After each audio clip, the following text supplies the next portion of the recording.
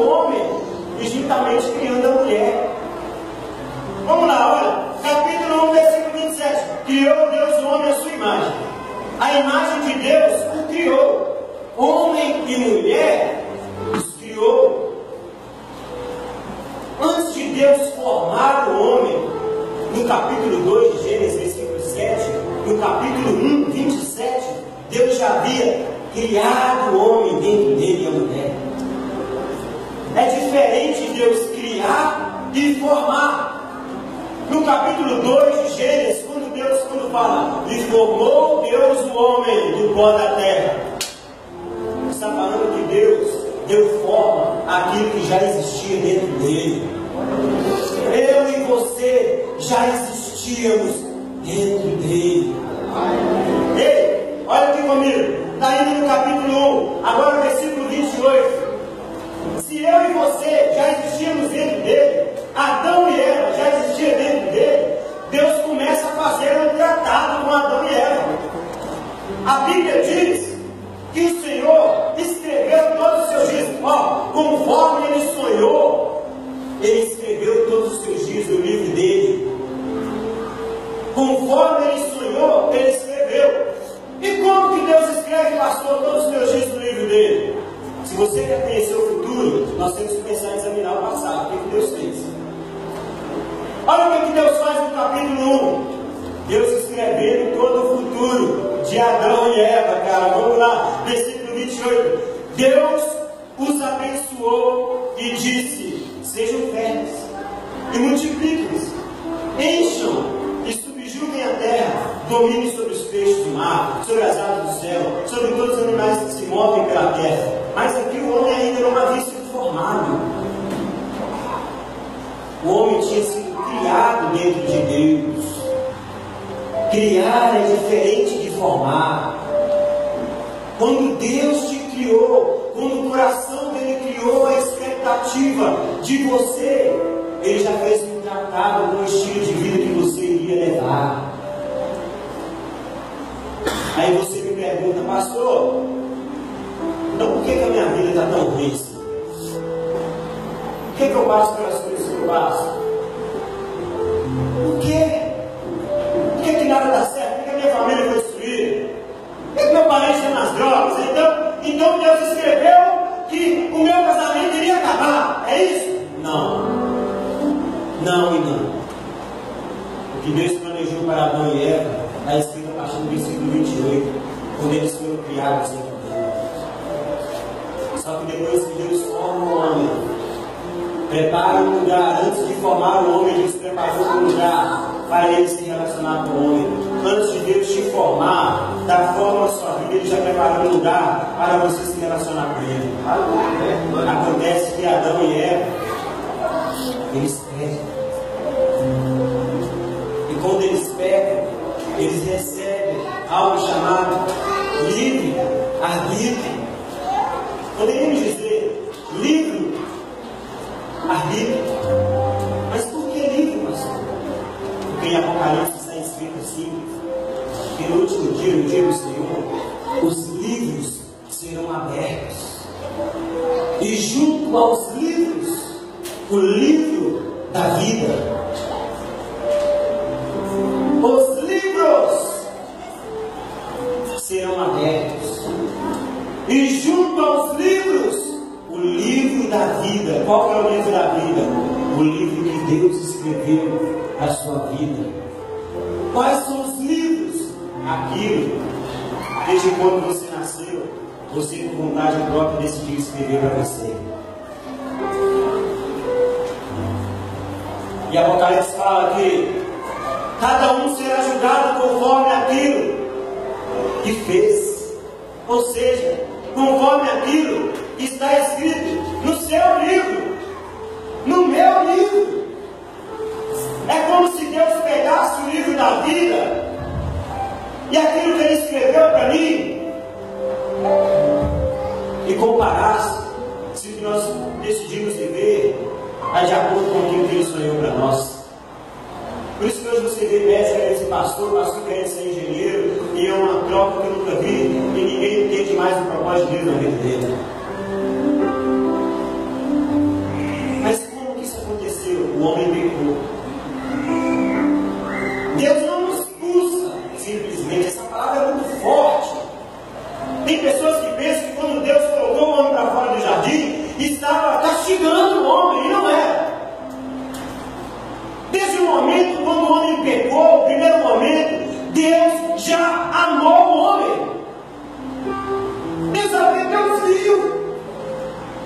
pecou. A primeira coisa que Deus faz é ir atrás dele, procurar por ele. Deus está procurando pessoas aqui essa noite. Talvez você se ache indigno. Talvez você se ache um nada. Na frente de todo mundo você fica rindo. Quem nunca fez isso? Aí ele decide para te procurar. Ou minha vida é pecado. Porque a nossa mente humana fala, não, Deus vai se afastar dele agora. Deus fala, não, é agora que eu vou atrás dele e vou procurar ele. Mas pastor, então por que Deus tirou o homem do jardim? Porque existia algo lá dentro chamado árvore da vida. Se o homem voltasse, experimentasse da árvore da vida, ele se tornaria um pecador eterno. Quando Deus coloca Adão e Eva para fora do jardim, ele está falando, eu vos dou uma nova oportunidade. Glória a Deus. Oportunidade de ver os seus pecados remidos. Oportunidade de não se tornar um pecador eterno. Igual a Satanás, que não tem direito a arrependimento. Deus amou o homem colocando ele para fora do jardim.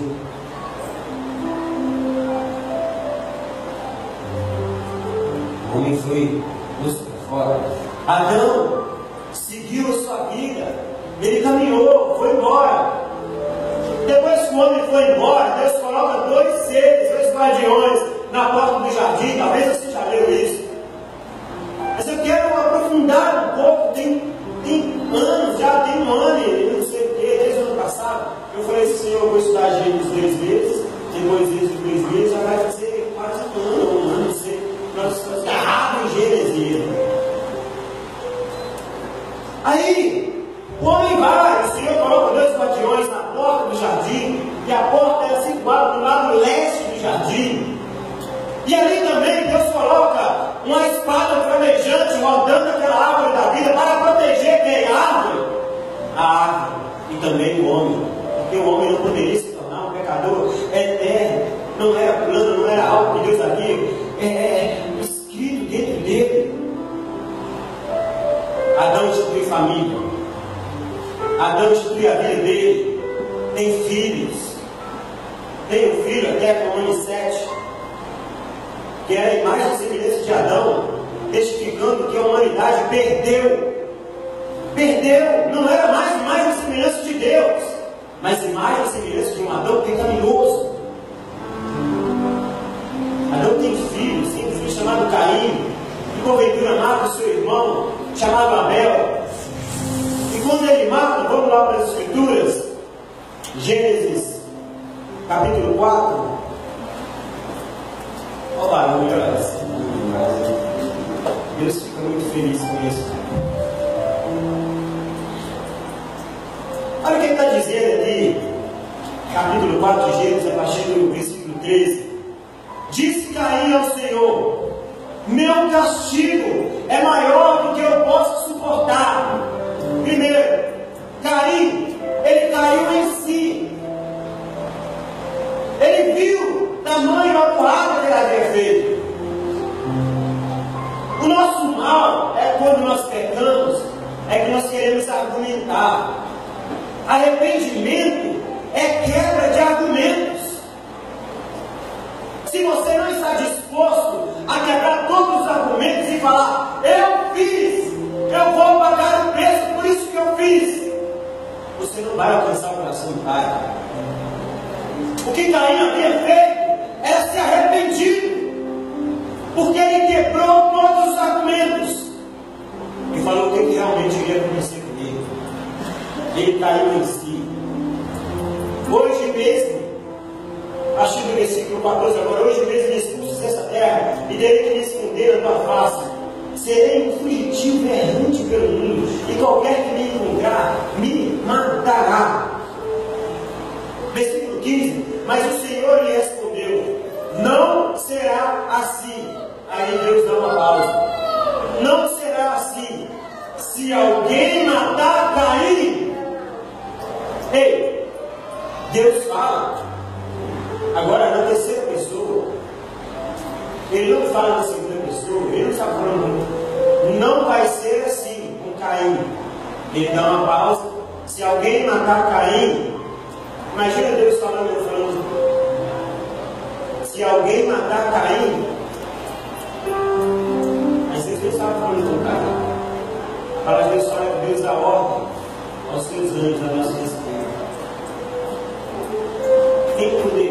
castigo de alguém matar a Caim. Deus deu uma ordenança, ninguém vai matar Caim. E aquele que matar 7 vezes mais. Juízo, castigo virá sobre ele. O que Caim faz? Ele sai da presença de Deus. E Caim vai para onde? Vamos voltar para a Bíblia.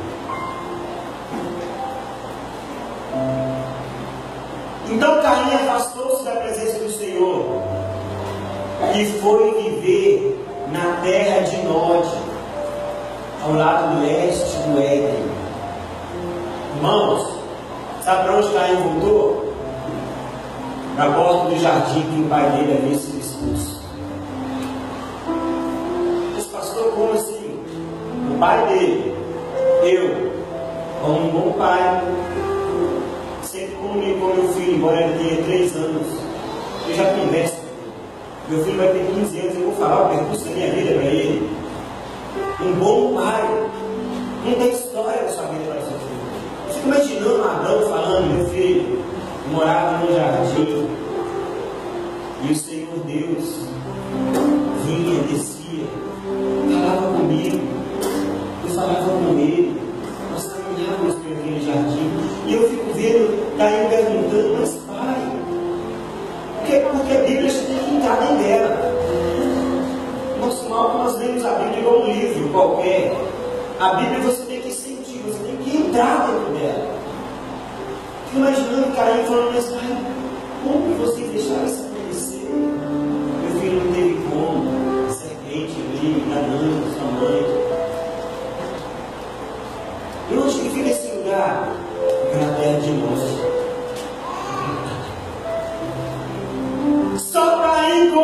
Só Caim comunicando para o seu filho, que me faz pensar por quê. Vou chamar Jesus de Gênesis aqui, agora.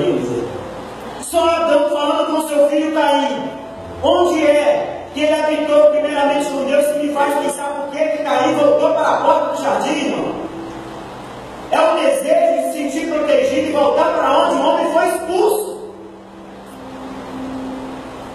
Mas a Bíblia não fala que Adão sabia que Deus havia colocado 2 guardiões na porta do jardim. Adão só saiu. E em seguida Deus colocou 2 guardiões. Sabe o que eu vejo? Caim chegando na porta do jardim.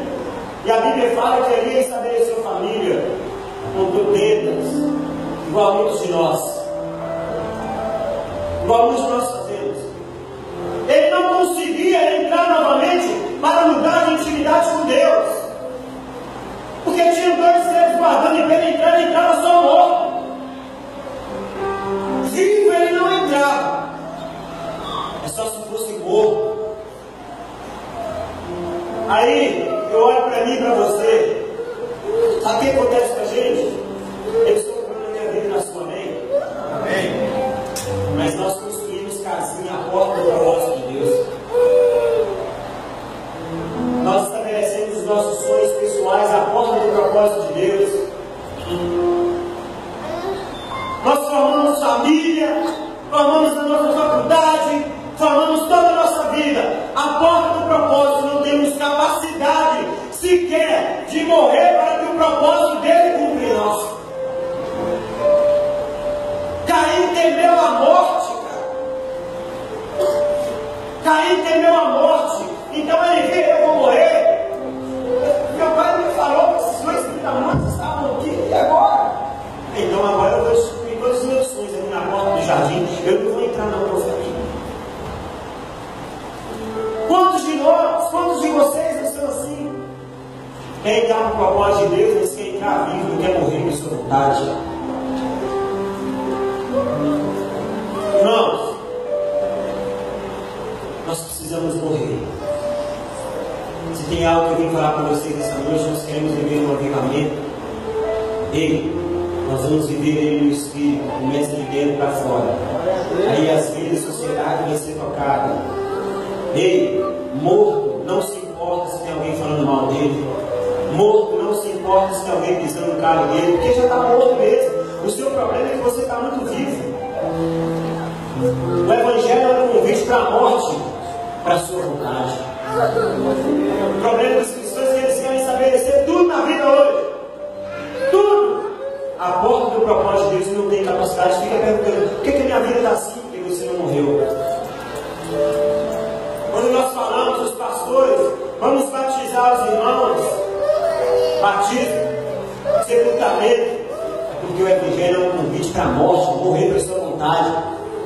Tem gente que só desceu nas águas, mas não morreu até hoje, pastor. Só desceu nas águas, mas a morte mesmo não morreu. A vontade fica do mesmo jeito. Não, mas eu faço acontecer. Não, mas os meus sonhos eu não aguento. Tem que ser assim do meu jeito. Ai, meu Deus, irmão, morro.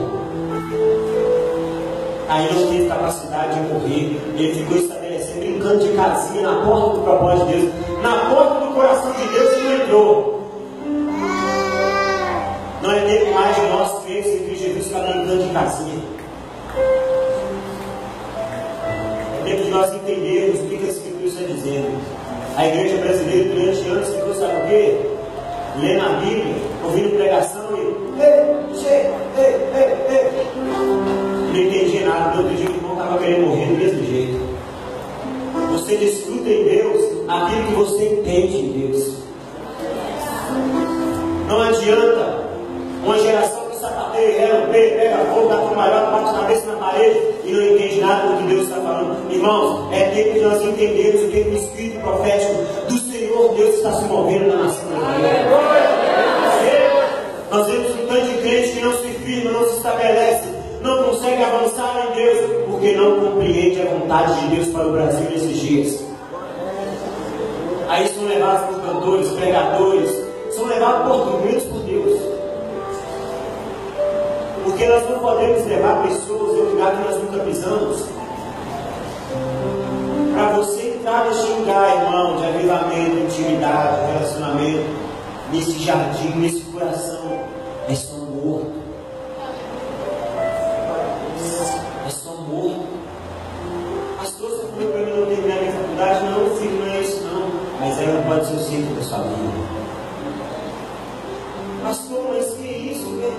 Mas eu preciso casar, pastor. Ei, isso não pode ser o centro da sua vida. É porque quando você casa com a pessoa errada, você compromete até a pessoa certa da sua vida. Você vê tanta família destruída, casou errado, você pensa que sou nosso, eu casei errado. Aí a pessoa certa da sua vida caminhando na frente quebra a cara. Uma sua que fica batendo cabeça sem entender o propósito de Deus na sua vida. Nós vemos Eva lá no jardim, comendo do fruto. Não é maçã não, tá? A Bíblia não fala que é maçã não. E já tem crente, pastor, velho, pregando, falando que é maçã. Comendo do fruto. Irmão, ei, os varões aqui dentro hoje, levanta a mão, varão de guerra, levanta a mão os homens. Ei, dá glória a Deus. Ei, eu acho que o meu microfone está até acabando a bateria. Sabe o que acontece? Irmãos, o que ela estava procurando lá na beirada daquele fruto ali, irmãos? O pecado entra na terra mediante a uma troca de valores. Quem tinha que buscar o de alimentar era Adão, que tinha ouvido a voz de Deus, não era a mulher dele. Quem busca a provisão por lá, sacerdote da casa, é Adão, e Adão ficava lá igual Zé Mané lá, e a mulher aqui, olha o fruto. Portanto, a Bíblia fala que ela não só comeu, como ela levou para ele. Ela foi buscar. Quem tem que buscar somos nós, homens, dentro da nossa casa. Deus não vai usar uma geração de calça frouxas nesses dias. Deus só vai usar homens com cinto na calça, sacerdotes. Meu irmão, que mata um leão pela casa dele. Eva come e vai lá e dá a Adão. Aí Adão, nos seus anos de conforto, vai pegar só esse primeiro do fruto. Papéis invertidos, pastor. Está matando a igreja brasileira. Aí a mulher manda, aí o homem é mandado. Aí vira uma bagunça. Aí a família é toda desestruturada. Papéis invertidos. Mulheres, vou falar algo sério para vocês. Se vocês Nós queremos livramento, não é? Se você, quem de vocês querem morar numa habitação com o Senhor, no nome de Jerusalém, com Deus, agora as mulheres, vocês querem? Se você cuidar do seu marido, dos seus filhos, cuidar dos seus filhos, temer a Deus, esse lugar sempre está garantido. Já está garantido. Caiu na porta, ele não consegue entrar, mas porque certamente o que ele viu ali não podia entrar. Só que o homem perdeu o lugar de intimidade em um jardim, amém? Foi em um jardim. Por outro lado, eu olho lá na frente um outro homem, também em um jardim. Nós vemos primeiro Adão perdendo a intimidade no jardim, e não é o segundo Adão, o último Adão, porque não vai ter outro, então ele não pode ser o segundo. O último Adão no jardim chamado Jardim Getsemane. Glória a Deus! Ah, meu irmão, ali naquele jardim, a Bíblia fala, cara, ei, você, vamos começar assim. Até Jesus orava, filho. Tem crente que não gosta de orar. Jesus, o Filho de Deus, orava, e tem crente que não ora. Eu não sei o que ele está querendo da vida. Ei, e ele não orou 10 minutos. A Bíblia é bem específica, cerca de quase 3 horas ele orou. Jesus orando, e ali orando, ele começa a suar sangue. Ele, ai meu Pai, se eu for, passa de mim esse cara se suando sangue, irmão. Nada nessa terra faria Jesus suar sangue. Você acha que ele suou sangue de medinho dos soldados? Medinho da morte? Eu estou com medinho que eu vou para a cruz? Eu estou com medinho de Jesus? Não. E ele falou para Jesus assim: não tema. Não tema. Jesus, ele não pregava no discurso, ele era o discurso, a vida dele era a palavra. Como que Jesus iria falar para a gente não temer, se lá no Getsemane ele ficasse temeroso? O que ele viu não foi nada dessa terra. Até porque no primeiro jardim Deus havia colocado dois guardiões na porta do jardim. Aí eu vejo Cristo Jesus no Getsemane, olha nas escrituras falando que quem matou o filho não foi o diabo, não foi a morte, foi o Pai. Irmãos, a palavra de Deus fala no livro de Salmos assim: levantai a porta, as vossas cabeças, para quê? E o que é que os anjos perguntam? Espera lá. Como assim os anjos perguntam quem é esse rei da glória? Porque até então, o único rei que eles conheciam era o Deus Todo-Poderoso. O Filho ainda não havia sido revelado aos anjos.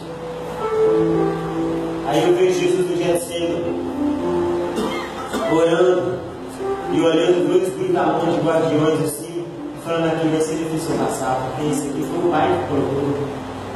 Existia um propósito. Jesus está no Getsemane. O que ele estava vendo não era físico, não era soldados. O que ele estava vendo era a vontade do Pai. A Bíblia nos fala que em Gênesis Deus coloca dois guardiões guardando a árvore da vida, a única forma que a humanidade iria tornar, porque João 3,16 fala assim: Deus amou o mundo de tal maneira que deu o seu único. Nós não éramos mais filhos. Nós não éramos mais filhos. O único Filho de Deus é Jesus. E Deus, e nele consiste a vida. Jesus não tinha pecado nenhum, mas ele estava levando o meu e o seu. Salmista Davi, o homem que transiciona gerações, vivia anos-luz à frente da geração dele, fala assim, no Salmo 110: eu vi o meu Senhor falar para o meu Senhor.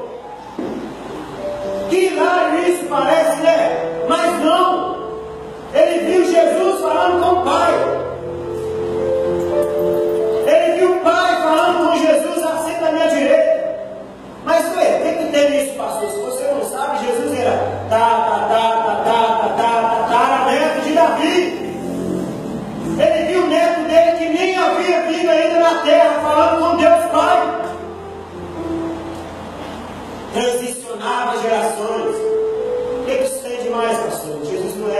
liberado aos anjos ainda. Davi viu Jesus depois do triunfo da cruz, assentando à direita de Deus Pai. Esse mesmo homem fala o quê? Quem subirá ao monte santo do Senhor?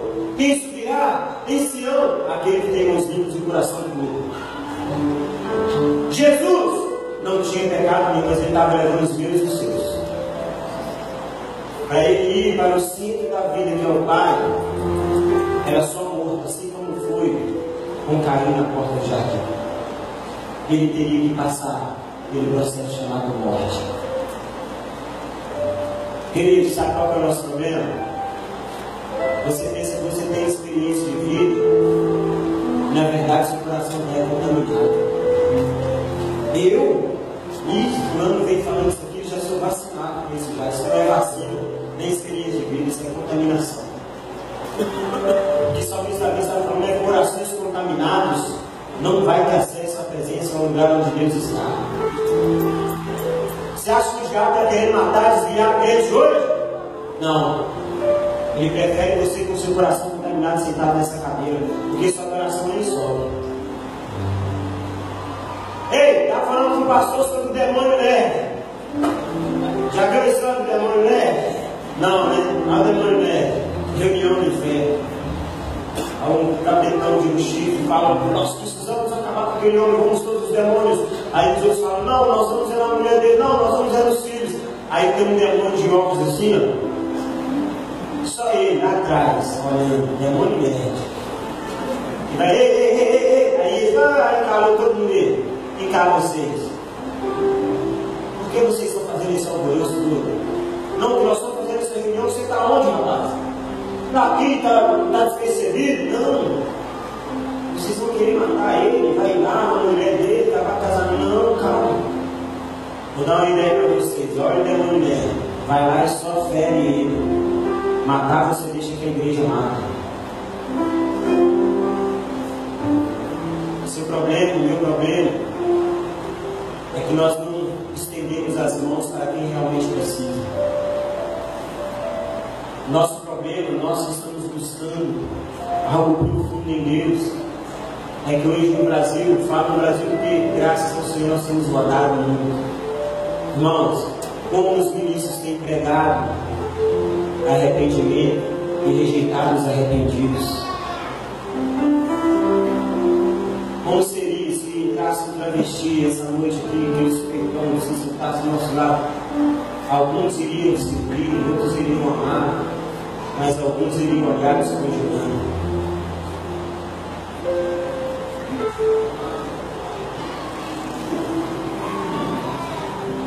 Como nós lidamos com nossos nascidos com drogados, mendigos? Alguns servem, estavam vendo o trabalho da igreja que fazem equipe, pastor mostrando. Alguns fazem isso, abrem mão da vida, servem, faz isso, aquilo, está mais outros, além de não fazer, critica. Nós somos a igreja. Igreja não é museu para santos, é o hospital para enfermos. A unidade de pecador, irmão, eu acho que eu sou mais pecador mesmo que vocês nessa noite. Carente da graça, carente do favor. Você tem que olhar como um irmão, por exemplo, cara, olhar para ele e simplesmente, antes de falar qualquer coisa, correr para debaixo da sua cama, porque você pode ser próximo. Quando um irmão nosso cai e não tem capacidade de entrar para o propósito de Deus, é ferido, aí o pastor tem que parar, vem dele junto com o pastor e cuidar desse irmão. Aí vem mais outro para cuidar desse irmão, porque o inimigo, ele quer crentes feridos. Ele não quer crente morto, porque crente ferido vai dispersar uma parte do exército. Aí a vida do pastor vai parar para ajudar o irmão. Nós precisamos nos ajudar. Essa noite eu quero te chamar para você morrer para a sua vontade. Vamos morrer para o nosso orgulho. Vamos morrer para o que nós estamos, o mundinho, a vidinha que nós estamos construindo para nós. E viver a vida de Cristo, irmão. Amor, significado, o maior significado de amor é morte. Não é o quanto você vive pelo irmão que está aqui do seu lado, é o quanto você está disposto a morrer por ele. Não é o quanto eu vivo pela minha esposa e pelo meu filho, é até onde eu estou disposto a morrer por eles.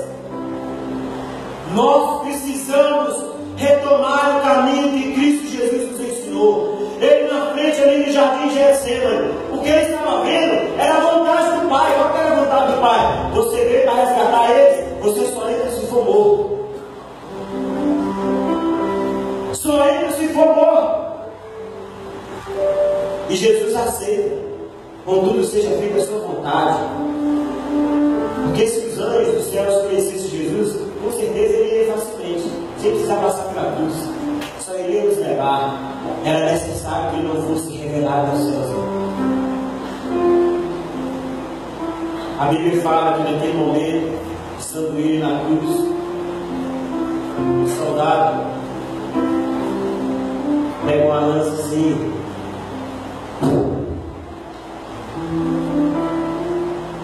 aquela ferida, abre aquela ferida do lado de Cristo Jesus. Ali começa a sair água, ali começa a sair sangue, e ali eu e você retomamos o direito de chamar Deus de Pai. Ali eu e você retomamos o direito de se chamar de igreja.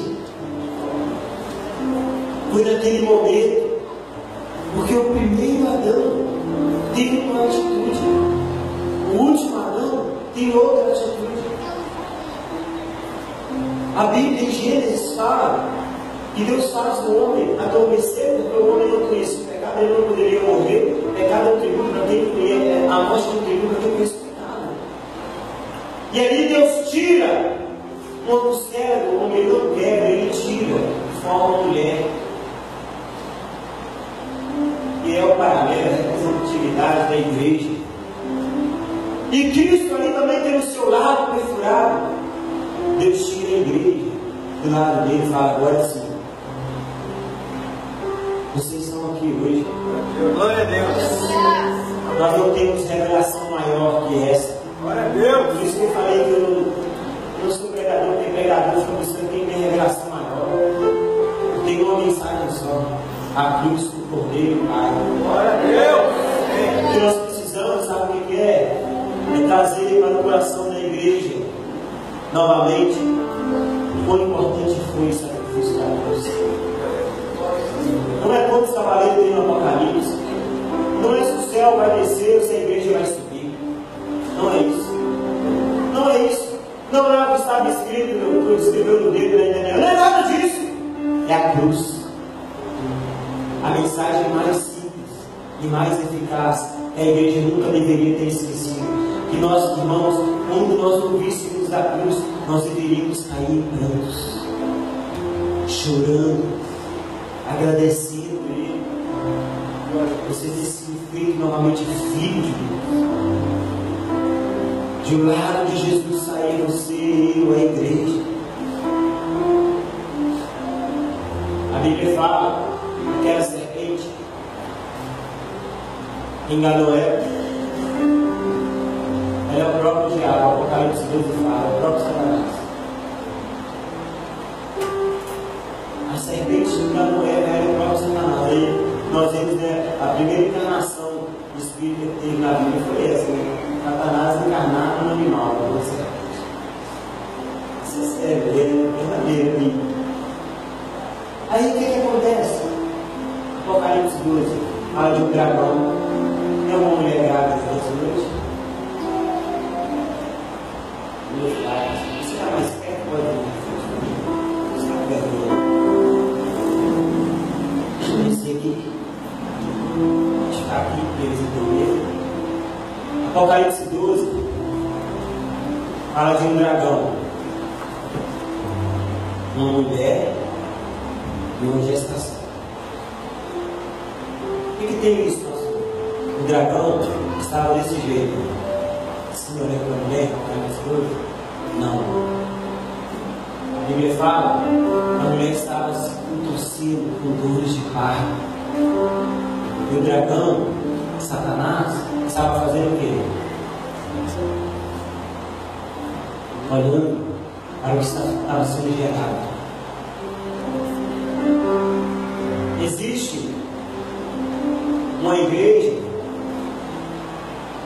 que nem o diabo mais se importa com ela. Uma igreja irrelevante, sem sentido. Uma igreja que não alcança nenhuma relevância na sociedade. E não sabe o que realmente ser igreja. Por isso, o dragão não olhava para essa igreja. Ele olhava para o que estava sendo gerado dentro dela. Pastor, o diabo não quer acabar com qualquer igreja. Ele quer acabar com o que está sendo gerado dentro da igreja. Existe algo puro sobre ela. É como se fosse uma igreja pura, porque criança fala de pureza. Criança fala de inocência. Como se algo puro e inocente estivesse sendo gerado no meio de uma igreja irrelevante. Aí a Bíblia fala em Apocalipse quando a mulher dá a luz, o Senhor pega e toma a criança para ela. Não sei se você consegue compreender, mas isso fala sobre a volta, o arrebatamento. Quando o que é puro, simples e santo, no meio da igreja, nascer, Deus vai arrebatar a sua igreja. Irmãos, quando eu falo para você de coração puro, mãos limpas, eu estou falando que é só assim que nós vamos voltar para o coração do Pai. Irmãos, leia depois Apocalipse 12, o que acontece? Deus pega a criança e a mulher, pastor, é levada ao deserto e o dragão vai atrás dela. Obrigado. O dragão vai atrás dela. Ele está falando sobre a perseguição, fala sobre o arrebatamento, sobre o dia do Senhor. Sabe qual que é o nosso problema? Eu fui buscar o meu filho na escola um mês atrás, aproximadamente. E ele falou comigo: papai, eu 3 anos quase não converso direito. Papai, oi filho, ele me chama toda hora, pastor, viu lá, papai do céu vai te buscar. Irmãos, eu olhei, porque a gente quer ir para o céu, mas não quer morrer, né? Eu olhei assim, irmãos, e vou subir de novo no dia cristão.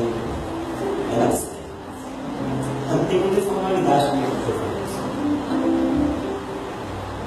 Muito, né? Aí eu falei assim: como se o filho papai do céu não vai me buscar? Ele falou isso. Aí ele pegou e apontou o dedo do céu e falou: papai do céu, olha assim. Cara, para mim foi como se uma espada viesse dentro de mim. Deus falou comigo: onde você for, você vai testemunhar isso. Mas testemunhar o que, Deus? Meu filho, você não sabe se vai ser hoje, amanhã, ou mês que vem, mas você vai ter que viver a partir de hoje como se fosse ontem. Por que eu falo nosso problema? Quantas moças bonitas não entraram aqui com certeza que vai sair daqui? Deus não te deu essa certeza. Ah, depois eu vou fazer isso, isso, aquilo. Ah, não, eu vou fazer aquilo outro. Não, eu vou, não. Você não tem certeza que você vai ter mais um dia de vida. Não foi te dado o direito de ter essa certeza. Por isso nós vivemos nossa vida descontroladamente sem entrar para dentro do propósito de Deus. Eu comecei a gerar esse entendimento e falei: meu Deus, que é isso? Vai me buscar? Aí eu tenho muita experiência com meu filho. Aí um dia eu deitava na cama conversando com ele, brincando com ele. E ele falou: papai, qual que é o seu nome? Aí eu: Railander. Qual que é o meu nome? Aí eu: até filho. Qual que é o nome da mamãe? Maria. Aí eu: e qual que é o nome dele? Miguel? Aí eu: vem me buscar agora. Aí, que Miguel, filho? E ele foi bem específico, na janela. mãos. E vai te buscar.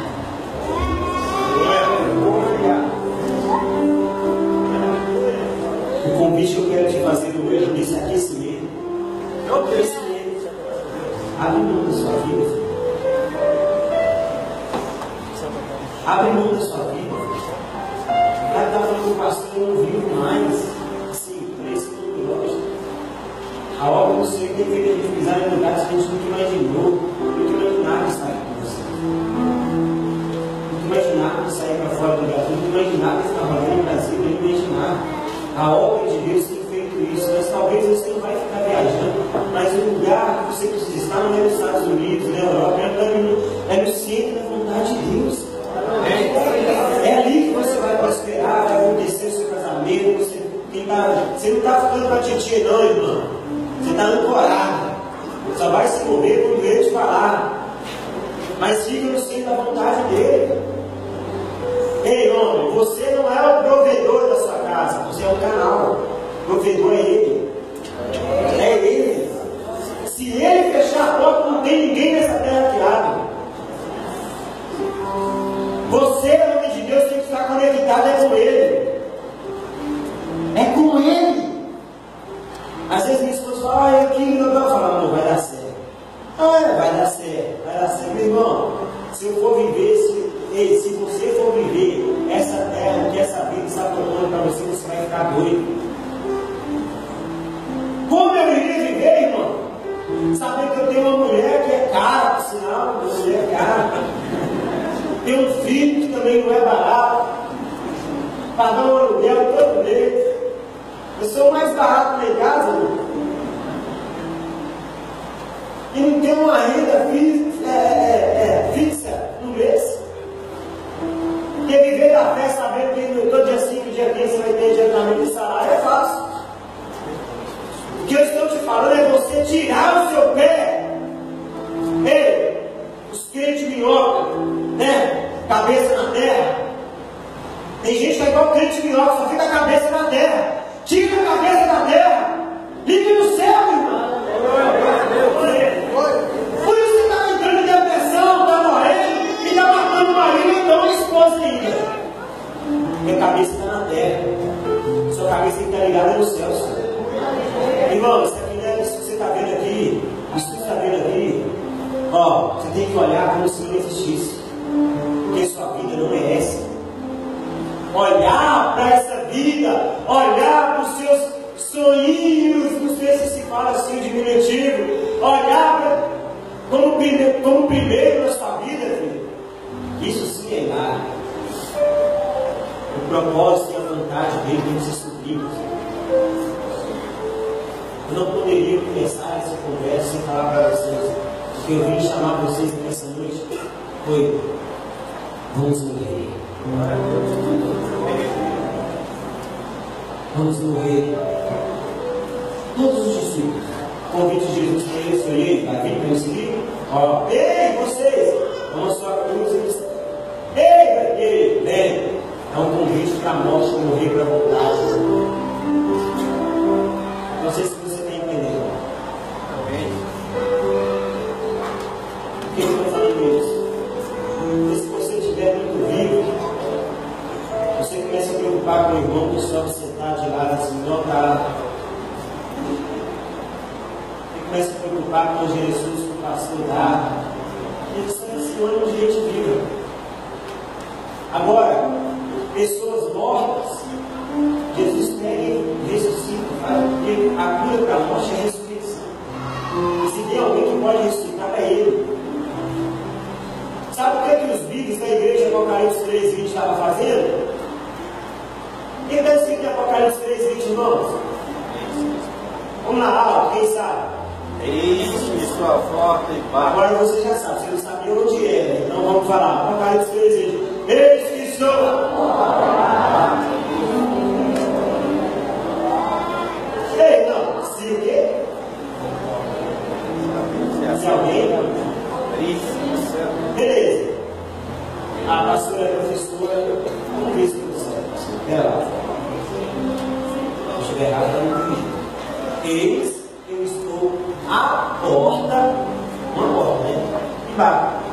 Se alguém, então é mais de uma pessoa, né? Alguém, porta, uma porta. Alguém é mais de uma pessoa. Quem te falou que a Apocalipse 3 está falando do seu coração? Eis que tu a porta do seu coração, mas não. Eis que eu sou a porta e bato, está falando da igreja. Se Jesus está batendo na porta da igreja, é porque tem crente segurando a porta. Ei, pastor, crente não discorda, não é só com o pastor, não. Discorda com Jesus também, porque ele fala: eis que eu sou a porta e bato. Se alguém ouvir, tem gente vindo da igreja segurando a porta, por isso que ele está batendo. Aí sabe o que nós fazemos? Deixa, vai dar uma nota. Deixe lugar. Deixa esse lugar.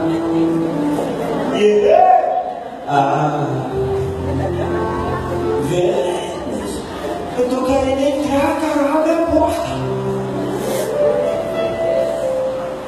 Como nós chamamos para ele vir e não deixamos ele entrar?